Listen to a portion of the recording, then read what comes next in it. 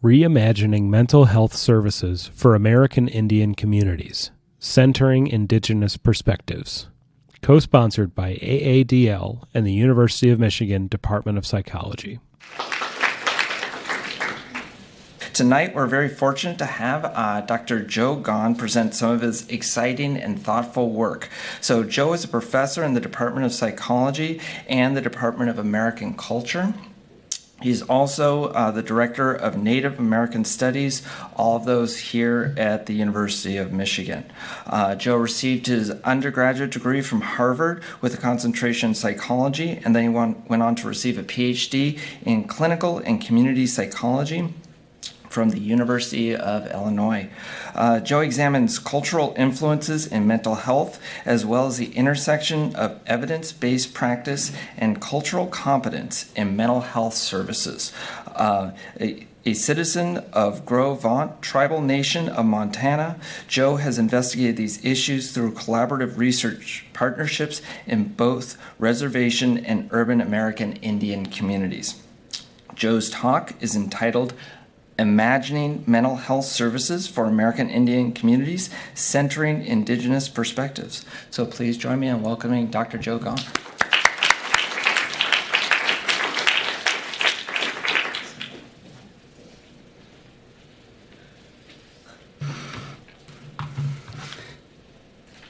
It's really a pleasure to come out and have a chance to share some thoughts with you tonight, and I applaud your coming out in a gloomy, rainy January evening, which you can't say that often in Michigan, I don't think.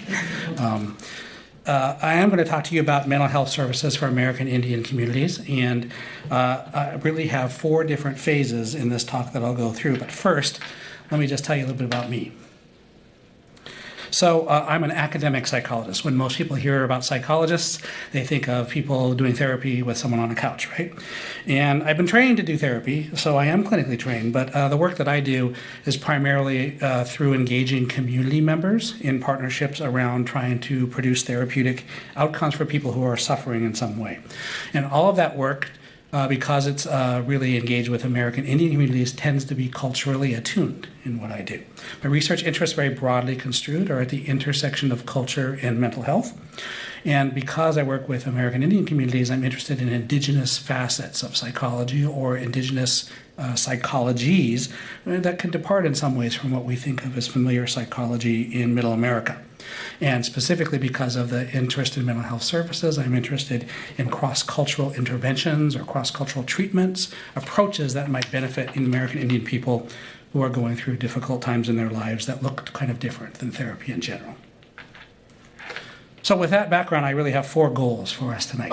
And the first is to define for you what I call a post-colonial predicament that vexes mental health services for American Indian communities. The second is to consider various community-based approaches that harness culture as treatment for resolving this predicament. Then I want to assess the strengths and limitations of these diverse approaches relative to issues of cultural commensurability. Finally, I want to grapple with challenges facing these kinds of projects in the era of professional accountability and evidence-based practice in mental health services. So let's start with the post-colonial predicament. Post-colonial simply means after colonization. And American Indian people have been peoples for whom the United States and immigrants from Europe early on came, settled, conquered, and put Native people on reservations and so on. That's what we refer to as colonization. But that era is shifted now, and so the era is after colonization. That's why I'm talking about the post-colonial predicament. Let's start with thinking about American Indian mental health inequities or disparities. One thing that's clear from all of the research and probably everything you've ever read about American Indian communities in terms of their mental health status is that we are subject to pronounced mental health problems of various sorts in our communities. In addition to this, there are services that are on offer in our communities that are meant to remedy these kinds of problems are woefully underfunded.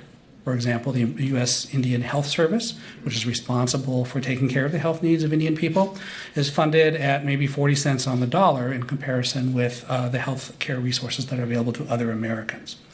So we might simply assume that if we have inequities, an epidemic of certain kinds of problems in some communities, and underfunded services, maybe the simple solution is we need to expand services, provide more funding, get more professionals, get more treatments and clinicians engaged in this activity, right? Well, the story I want to tell you tonight is one in which I came to think that that may not be the only answer. It started really back when I was first doing research as a psychologist. I went home to my own reservation in Montana, the Fort Belknap Indian Reservation. My goal, this was shortly after getting my doctorate, was to explore culture, drinking, and depression among the tribes that live on my reservation, the Gros-Ventres and the Assiniboine people. And the idea was not to try to understand these from the perspective of psychiatry or psychology, but really to start by trying to understand them from the way local people talked about these issues: culture, drinking, and depression. And especially to try to listen for what anthropologists sometimes refer to as an explanatory model. That is, the concepts that everyday people carry in their minds about how these things might be linked together and the way they come to understand them. So during my investigation on my home reservation, I talked to a lot of people, and one particular individual stands out for purposes tonight. He chose to be identified in our research together by his Indian name, which was Traveling Thunder. And so I talked to him about culture, drinking, and depression, and I want to share with you some of the things he taught me. So Traveling Thunder had an explanatory model for the problems of depression and drinking and on the Fort Belknap Reservation. And the way he talked about them was that he broke down history into 4 different periods as he was explaining where these problems come from and why they are a problem today. The first era he referred to was the era I labeled Paradise. It's the era, according to him, of pre-colonial existence, when Indian people lived free and how they wanted to live prior to incursions by white people and settlement and reservation life and so on. And according to Traveling Thunder, this pre-colonial existence was one of perfect harmony and balance, owing to strict observation of custom. Well, the second era he then talked about was one in which the colonial encounter occurred and conquest was the result. And conquest, according to Traveling Thunder, really resulted in the annihilation of Indigenous custom. So there was a pre-colonial existence that depended on custom, and there was the decimation of that custom through the colonial encounter. And this led to a third era, one of loss, in which there were clear post-colonial effects, including depression and drinking and those sorts of things. According to Traveling Thunder, it was really anomie that he pointed to as leading to these forms of disorder or pathology. Anomie is a term that means no name, so it means loss of identity, loss of purpose, not understanding who you are, where you belong, and what you're supposed to do. In addition, he identified the white man system, as he described it, as the pathogen, as the problem, the origin of the problem when it comes to mental health issues during this era of loss. Finally, and somewhat hopefully, he identified a fourth era, the era of the present day, he said, an era of revitalization in which there was a post-colonial remedy for some of these problems. And that remedy was especially concerned with returning to indigenous and especially sacred custom. So you've got the idea that there was a harmonious life based on custom. There was the colonial encounter that destroyed the custom. The after effects of that loss of custom was loss of purpose and identity and all kinds of what we think of as today's mental health problems. And then the solution is to go back to that custom in some way, shape, or form, and that is what can heal Native people. So for Traveling Thunder, in this particular interview that I'm telling you about, there was a really clearly identified pathological process, a sequence of things that happen that would lead to problems. He started with cultural repression. This is the idea of the white man system, forcing Indian people not to live their old way of life, but trying to take on a new way of life. And it's that cultural repression that led to anomie, or loss of name, identity, purpose, and so on, that in turn would lead to substance abuse. Substance abuse would spiral you down into a depression in which you would feel worthless and ultimately perhaps commit suicide. And in case you're not familiar, American Indian people have some of the high rates, especially of youth suicide in the world.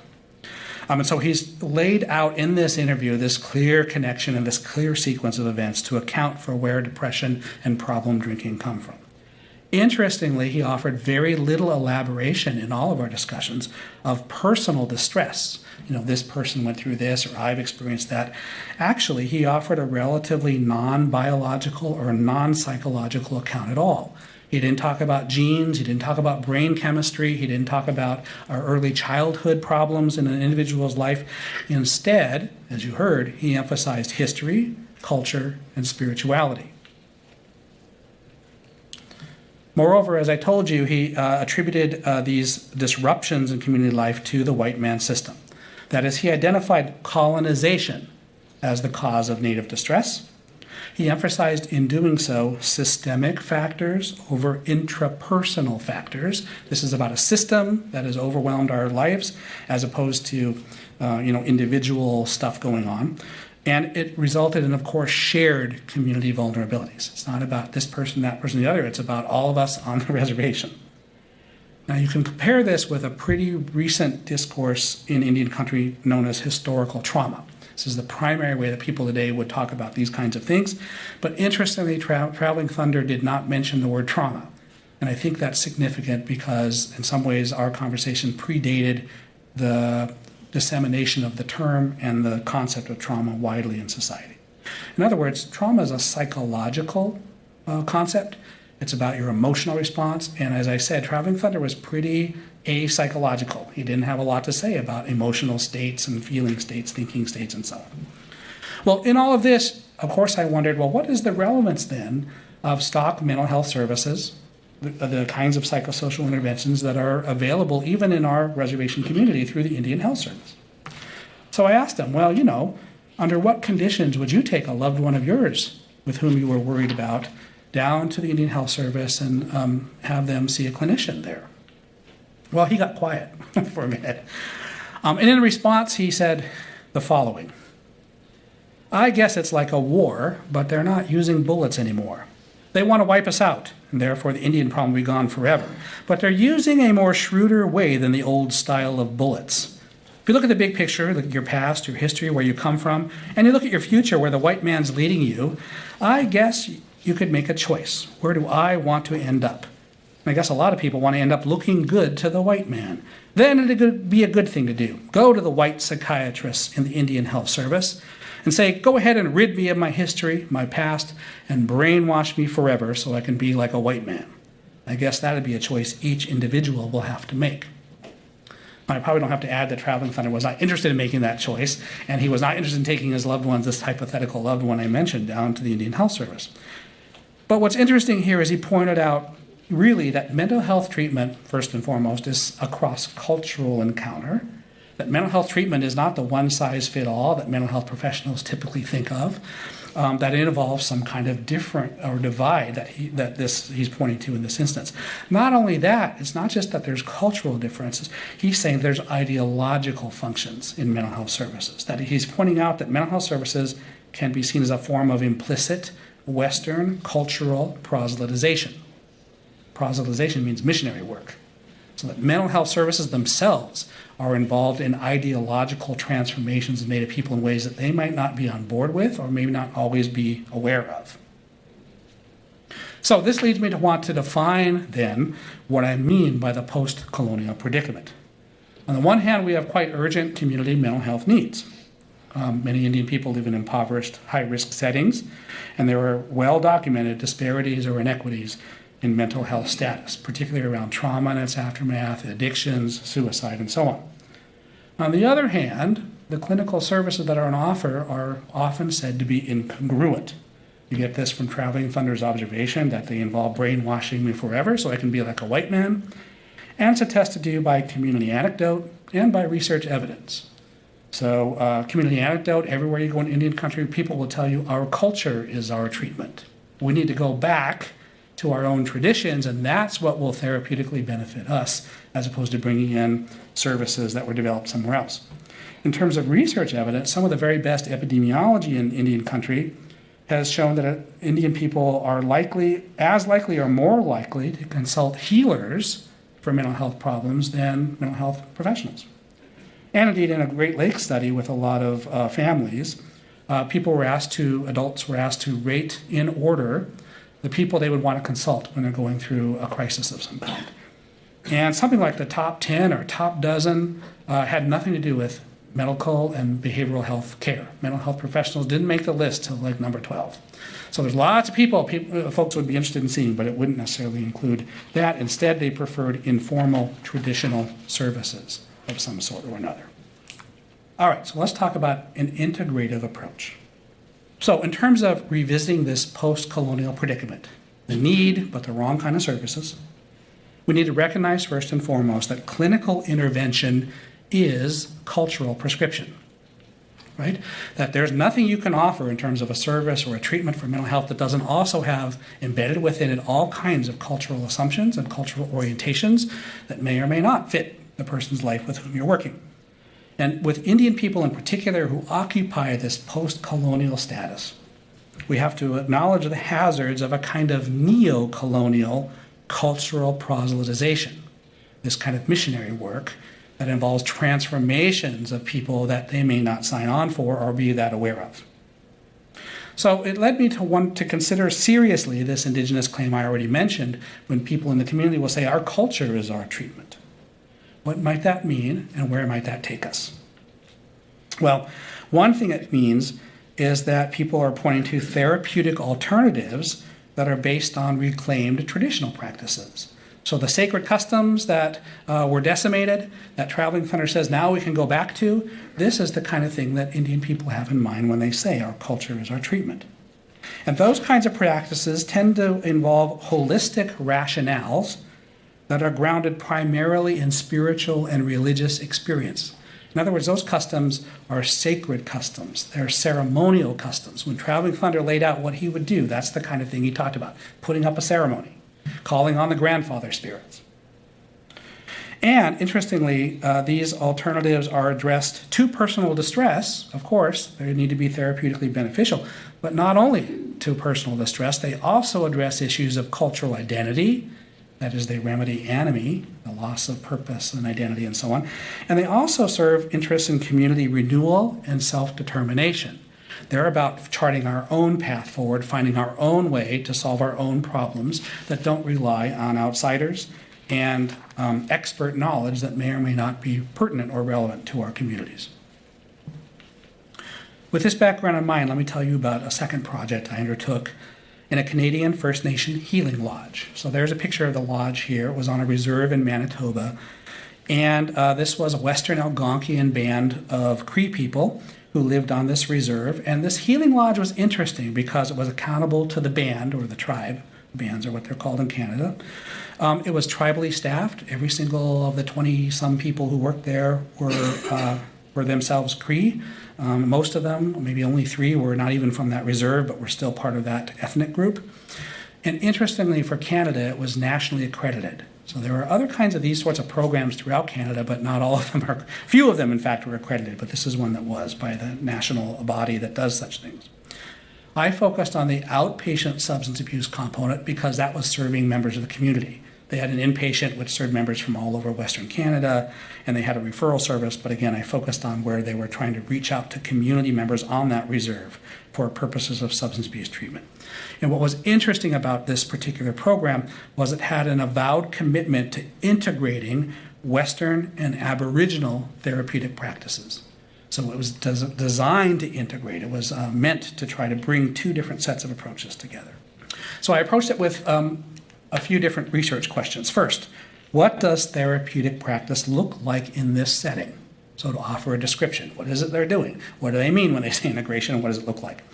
Second, what does healing mean in this therapeutic context? So to elucidate from the things I could observe, the things people would tell me, the meaning of healing as they use this term. And finally, to assess what are the prospects and pitfalls of therapeutic integration of this sort in such settings. So what are the implications of what I learn about this from beyond that would extend beyond this particular setting? My research strategy was quasi-ethnographic. An anthropologist would laugh at only spending 7 weeks, but for psychologists, that's not bad. And I conducted a lot of semi-structured interviews with all the staff and some of the administrators and some of the board members, and also then transcribed all those interviews, also observed and participated in a lot of things, and engaged in a form of data analysis called thematic content. analysis.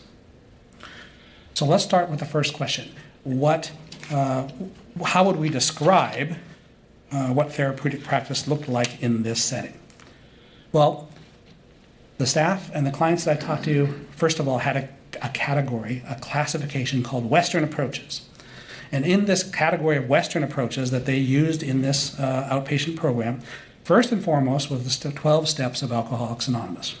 In fact, people talked about this as the foundation, it's the core of what we do, and it's really important because not only is it time-tested and proven to help people with addiction problems, but it's spiritual. It involves belief in a higher power and so on. So the spiritual aspect of it was an important part of why it was so central. In addition to this, there were a whole bunch of other, what we might call complementary and alternative approaches to treatment that were of interest to people. I mean, really quite indiscriminate. I mean, Reiki, neuro-linguistic programming, anything that had kind of this vague hint of spirituality, but that might even be New Age or from around the world. This is the only sweat lodge ceremony, for example, I ever participated in where someone stopped in the middle to give a lecture on the 7 sacred chakras.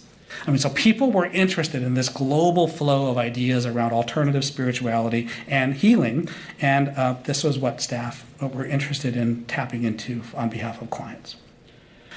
They were completely uninterested and basically did not incorporate any what we might think of as evidence-based treatments for substance abuse. In other words, there's a whole set of approaches, techniques that scientists have developed to research and see if they can help people with addictions. And there must be, 15 or 20 of these different kinds of approaches for various kinds of addictions. Not only did they not know about them, if they had known about them, I doubt they would have cared about them. That was not what they were interested in. Instead, it was this appeal of an encompassing and often kind of nebulous spirituality. So this they called Western approaches, even though it folded in a lot of stuff that seems fairly cosmopolitan and beyond the West, so to speak. Basically, it meant non-Aboriginal approaches, because the next classification they had was of Aboriginal approaches. These involved things like talking circles, smudging, which is burning sacred incense, sweat lodge ceremonies, pipe ceremonies, fasting camps, once a year seasonal thing where you take people out into the bush and they fast from food and water for days at a time, maybe get a vision. These were the kind of things they had built in or structured into their treatment program in various ways under this rubric of Aboriginal approaches. Importantly, these were institutionalized into the treatment program. So the sweat lodge was offered every Thursday afternoon at such and such a time. And there was a certain cultural authority, cultural counselor, whose job it was to superintend these kinds of cultural things, to run the sweat ceremony and so on. In addition, as is true in every Indian community you might go to today, there are contestations around these things as to whether it's really the true thing, whether it really harkens back, whether that person has the right to do it. There was nothing particularly unusual about that here. It's worth noting, though, because it means that not everyone just accepts this. I mean, there are people even in the program who wonder and worry to some degree if who's leading it is really the right leader, and so on. So we have Western approaches of the kind I described and Aboriginal approaches of the kind I've described. How on earth did those come together into any kind of coherent approach to helping people? Well, the answer was in the model they overtly adopted and promoted, which they referred to as the medicine wheel. Most of you have probably seen a medicine wheel or heard of the concept before. You can see it represented in the right hand of the slide here, in which you have a circle subdivided by 2 perpendicular lines to create 4 quadrants. And the medicine wheel for Indian people, or Aboriginal or Indigenous people, is said to represent both directional space and cyclical time. So directional space has to do with the 4 quadrants are typically associated with the 4 cardinal directions. As you can see here, you've got east, south, west, and north. And they're also understood, those 4 quadrants, those 4 directions can also be harnessed to a lot of other things of 4, like the 4 seasons of the year. And in fact, the 4 seasons of the year are how this ends up representing cyclical time. So you can enter from the east or from where it's yellow, and you can trace the circumference of the circle all the way around and then exit again. And this would be a representation of the seasons of the year, for example, where you enter in the east with the yellow summer, and then all the way around through 4 seasons and exit. Or interestingly, there are psychological aspects that I'll tell you about momentarily. Basically, the idea of the medicine wheel is that there are 4 components, but they're really part of a unitary whole.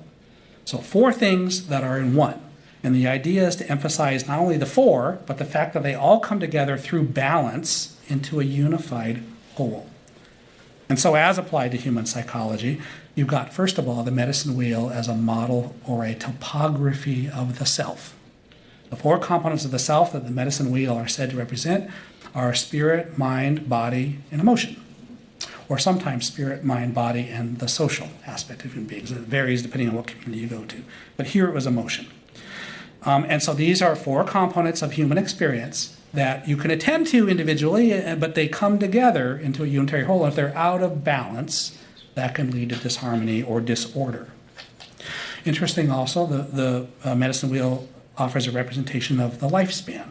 So as I talked about the seasons of the year, entering and exiting, similarly you have the 4 stages of a full human life: infancy, adolescence, adulthood, and old age. Entering in the east here with the dependency and helplessness of an infant, and going all the way around till the helplessness and dependence of a very old person before they exit this world. So this was the way in which any kind of practice could be put together, because it would be harnessed within this model or framework about attending to the 4 aspects of the self and trying to make sure there's balance, and using whatever resources, therapeutic resources you could harness to trying to ensure that you're well mentally, you're well spiritually, you're well in your body, and you're well emotionally. So that was the first question, describing what these services look like. So what does the meaning of healing mean then with regard or respect to this approach? Well, certainly people told me what they thought healing mean. I mean, I asked. And the things they said are, summarized by me include, you could say spiritual or existential transformations that linked imperfect selfhood to some higher purpose. And it also meant for people there a post-colonial reclamation of our Aboriginal cultural identity. I mean, they were very much about cultural identity. That's why there's a medicine wheel, they said. They were very proud that the medicine wheel was their model, because it set them apart from substance abuse treatment services as usual, and it helped to impress upon clients the importance of turning to an Aboriginal frame of reference when pursuing therapeutic benefit. So these were the kinds of things they talked about when I asked, what does healing mean? But there were also an implicit set of meanings about healing that no one person said. In fact, no one really brought much attention to, but they're pretty obvious as you listen to this and try to work out what's going on. And there were really 3 components to these implicit meanings of healing: emotional burdens, cathartic expression, and self as project introspection. So, emotional burdens. Basically, the model of healing as practiced in this program was that people harbor unexpressed pain from the past that undermines present-day functioning. So they've been hurt or wounded or injured, usually in childhood, but throughout their lives, and because they've never acknowledged it or faced it or done anything about it, it impairs them today. Unexpressed emotional burdens. And so, part of the healing solution is some form of cathartic expression. That is, one can release this unexpressed pain through verbal expression of past ordeals, and that is what can restore one to wellness. This is why they have groups in which people talk about the things they're going through, because it's offering a therapeutic opportunity to express the pain from your past in a way that can help you. Third was this idea I've labeled self as project introspection.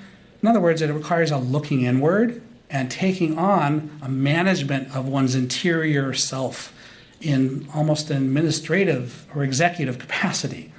That basically therapeutic benefit required lifelong practices of self-examination, self-awareness, and working on oneself if you were going to maintain wellness.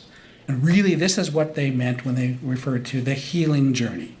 So the healing journey is the way people typically talked about this therapeutic benefit, and these are the components of it. So, in terms of being able to summarize the meaning of healing here, an ongoing process of positive self-transformation fueled by introspection, reflexivity, insight, disclosure, catharsis, dealing with one's problems, working on oneself, and finding one's purpose as an Aboriginal person. that ultimately reorients fragile and often damaged selves toward a more meaningful and compelling engagement in the world. I want to draw out buttressing Aboriginal identity. I mean, that's what set this apart from other kinds of programs that might have some of these same kinds of components. And also, it was interesting to see how they bridged the individual and the community. I told you before that it's one thing about personal distress, but then there's cultural identity and there's community self-determination that all are part of a larger project.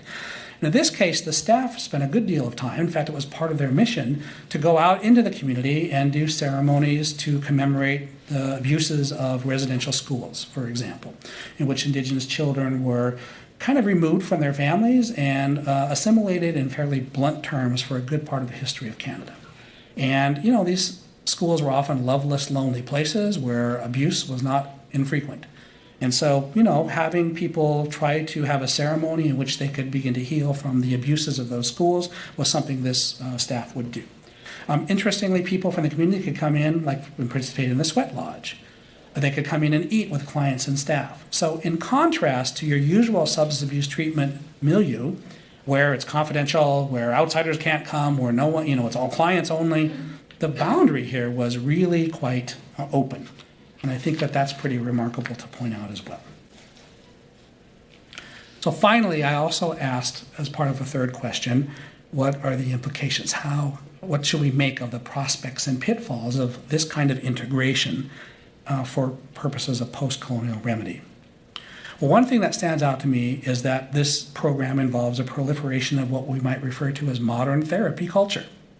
That stuff about emotional burdens and catharting through verbal expression and looking inward and taking on the self as a project should be perfectly recognizable to anyone who's ever been to the self-help section of your local bookstore. This stuff is it sort of originates with Freud, but it's been worked and reworked in popular form in all kinds of ways to reach this point. I don't know if Freud would recognize it, but it's certainly Freudian, even though it's been reworked through pop psychoanalysis.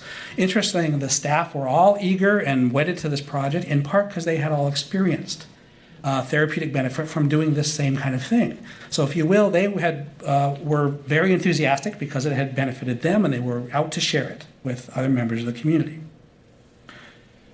But the pursuit of cultural commensurability was a little bit thwarted, I think, in this particular integrative effort, for two reasons. First, I think the communicative norms that endure in many Indian communities, but certainly in this one as well, that is, the expectations about who talks with whom and about what, under which conditions, were very different than the therapeutic ethos of self-expression.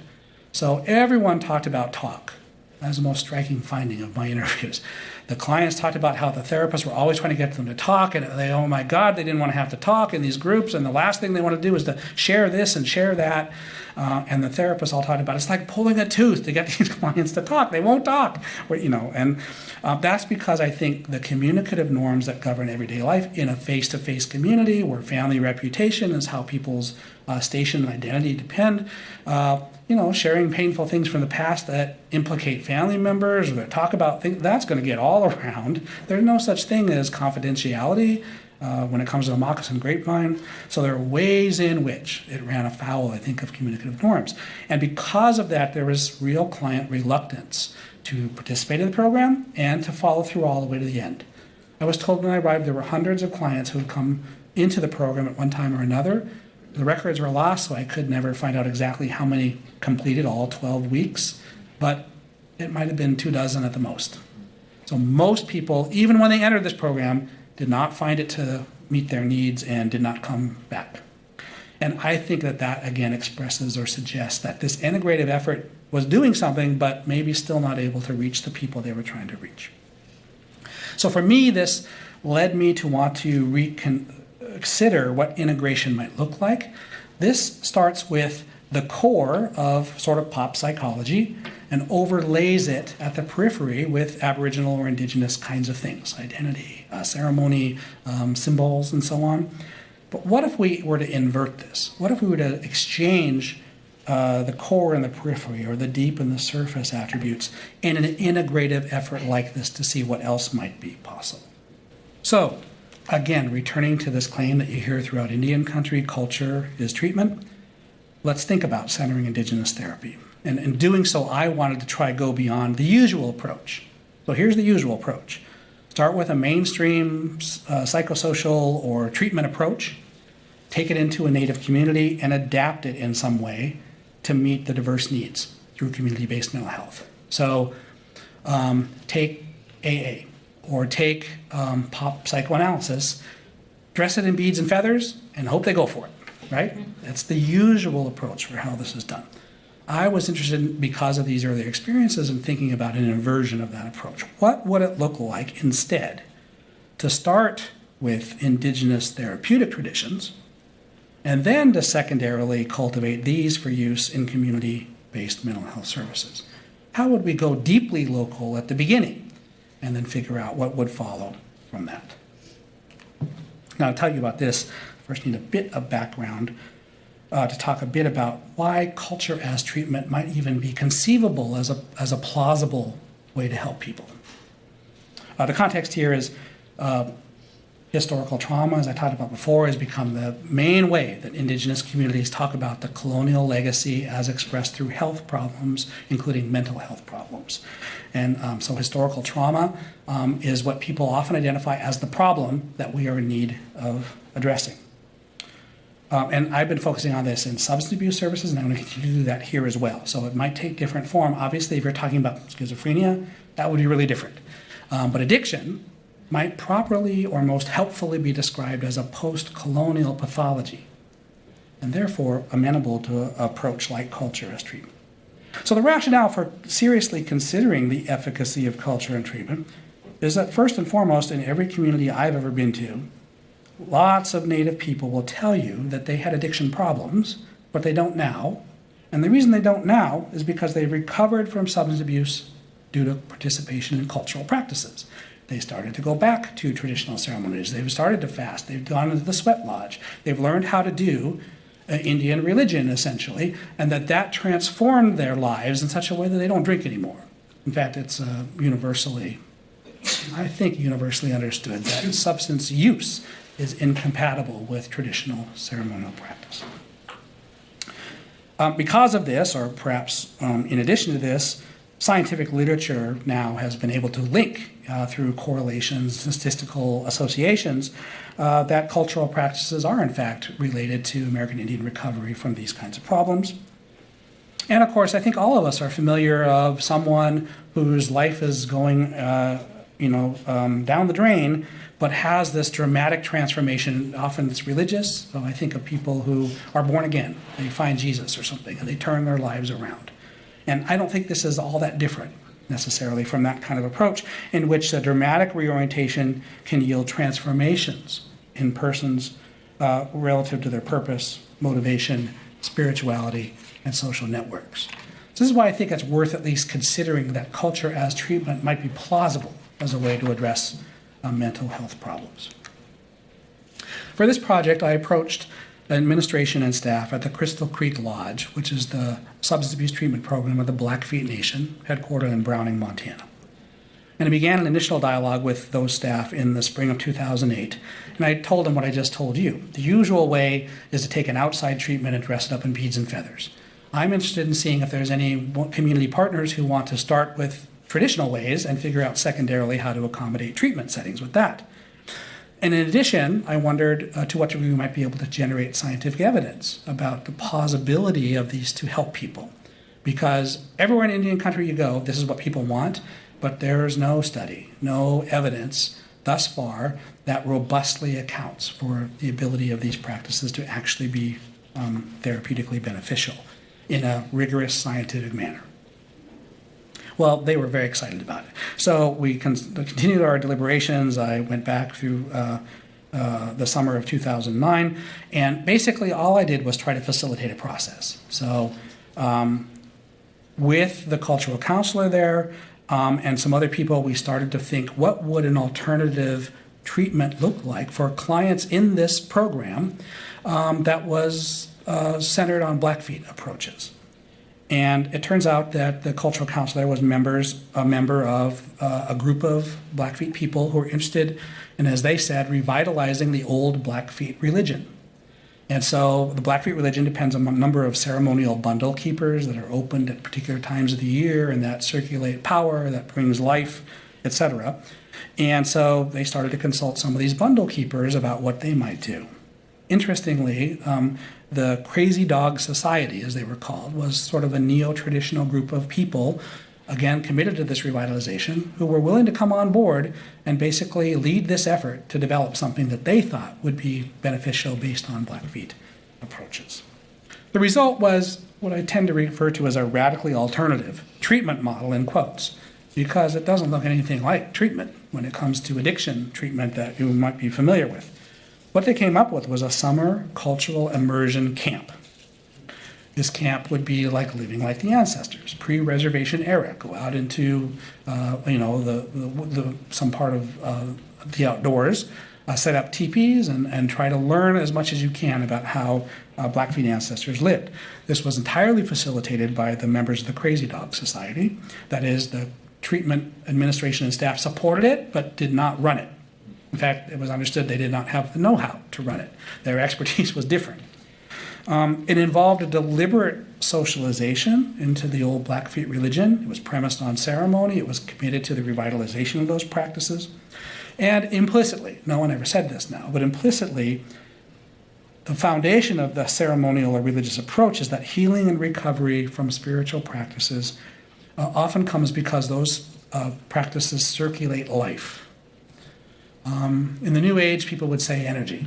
But older notions, it's life. Life is itself a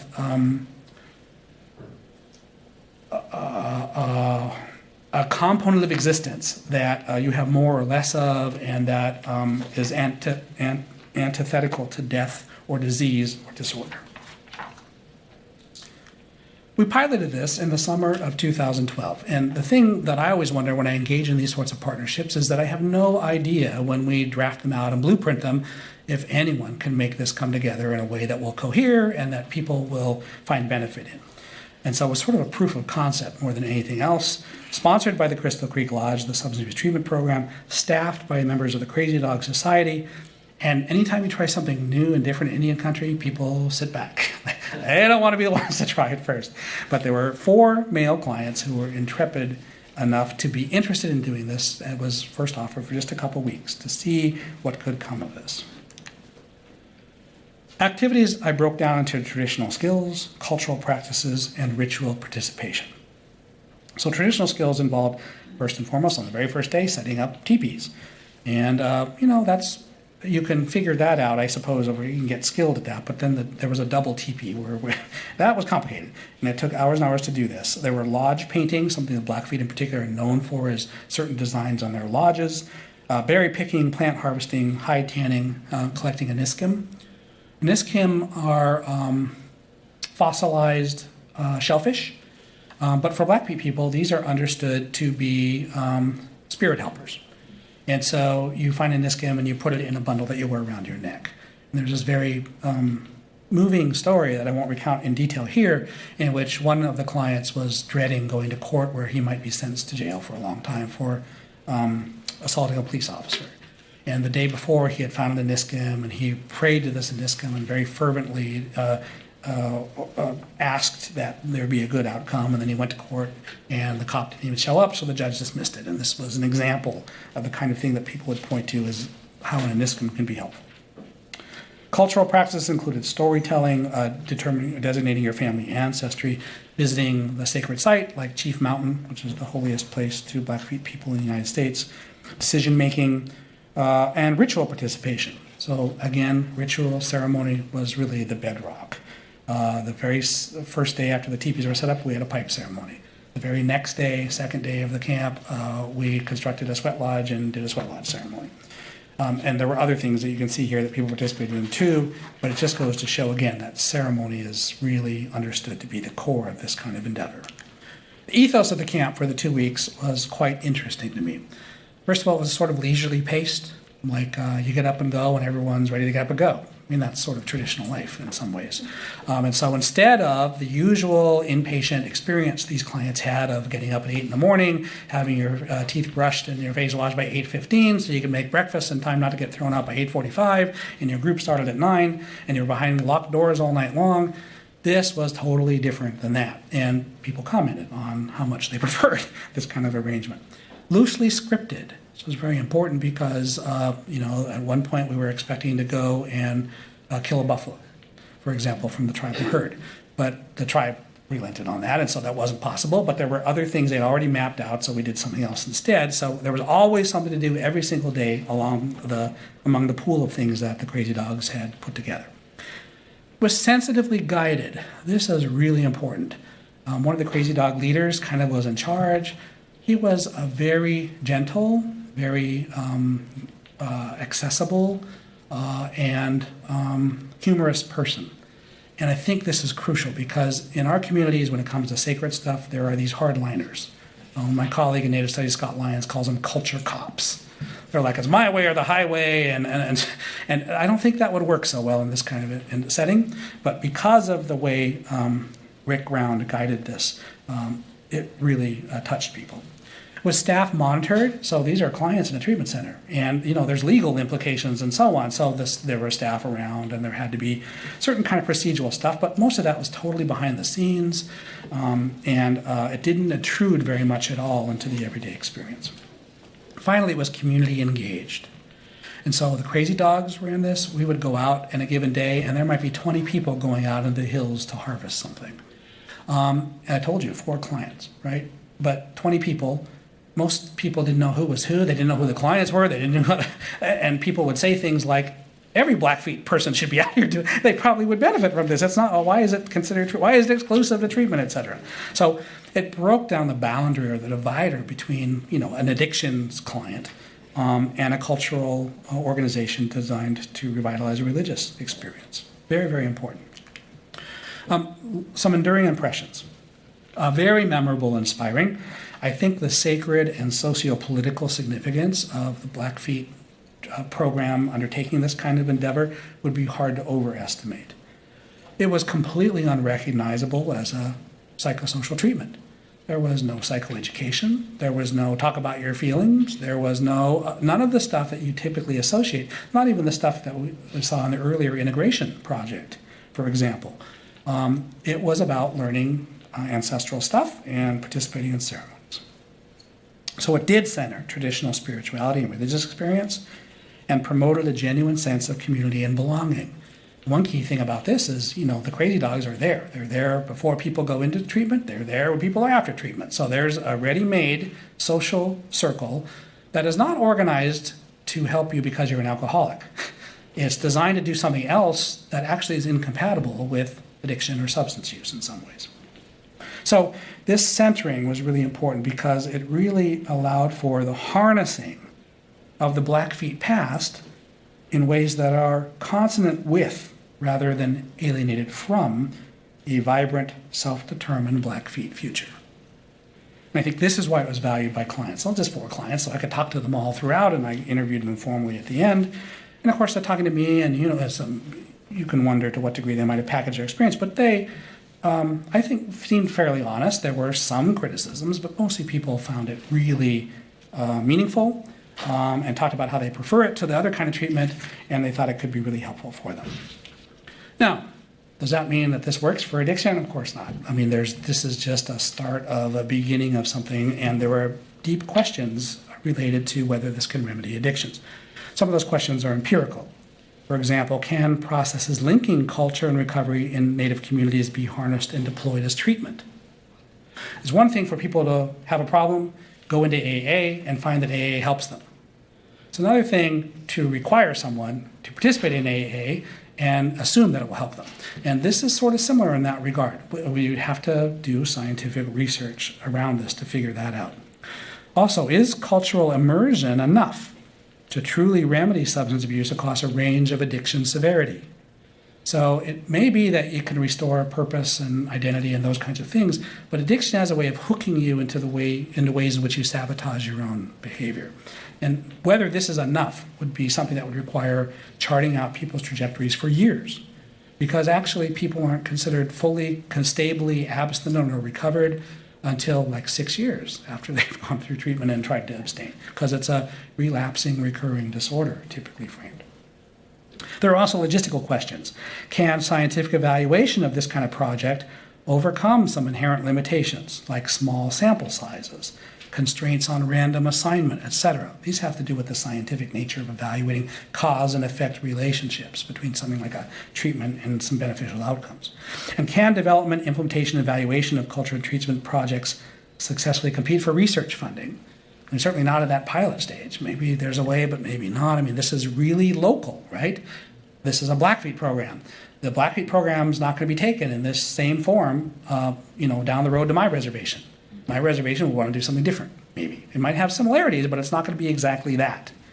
So how do you scale up or demonstrate efforts when these programs are developed in such a way that they're meant to be relentlessly local?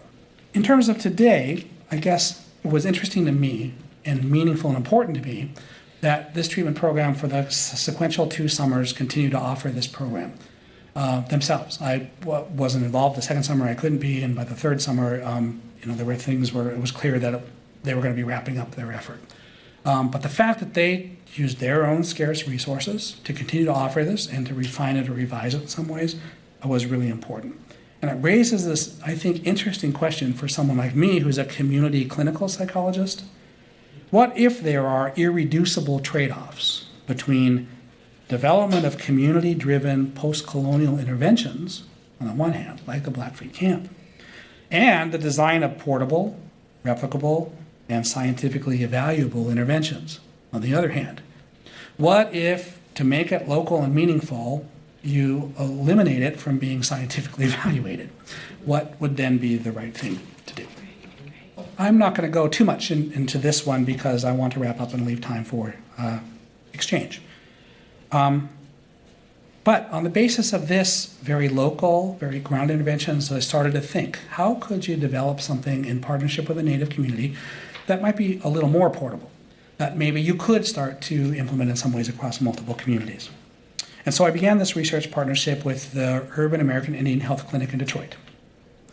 And they asked me, in fact, at one point, to help them figure out how can you incorporate Indigenous traditional healing practices into the services they offer. They're a health clinic. They offer medical services. So how could you integrate traditional healing into that? So we began a multi-stage project that's taken more than 5 years at this point with different phases. First phase was consultation for like 1.5 years of focus groups with community members, of interviewing administrators, interviewing providers, and trying to figure out what are people's ideas about integrating traditional healing practices into services at the clinic. Then we began a period of program development once they gave us a mandate, because lo and behold, no solution emerged from all of those consultations. There were principles, there were ideas, but there wasn't a clear here's where to go or here's what to do.